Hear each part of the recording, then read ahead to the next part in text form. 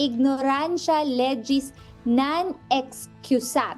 Ayun. Ang hindi pag-alam sa batas ay hindi dahilan upang makaiwas sa pananagutan. Ayan.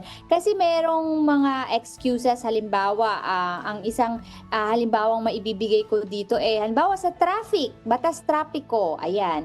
O, pagka sinabi mong, hindi ko kasi alam, ganyan.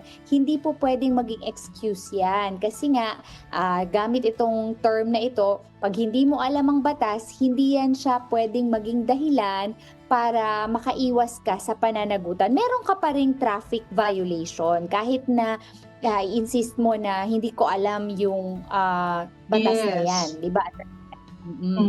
Oo. Ignorance of the law excuses no one from compliance therewith. In English ko lang In English. Ignorance of the law, not excusat. Ibig sabihin, hindi siya excuse.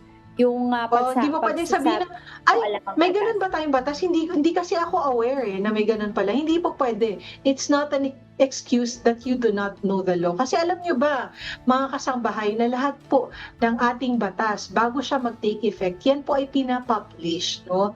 Sa tinatawag nating official gazette. Oo. Kaya lang, di ko alam, Attorney Joy, kung may nagbabasa pa ba ng official gazette, no? Pero, yun. Pagamat, ganun pa man. Lahat po ng ating batas ay pinapublish.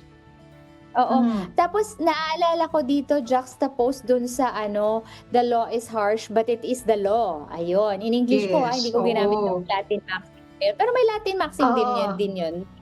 One day, mapag-uusapan din natin yun. Saka na.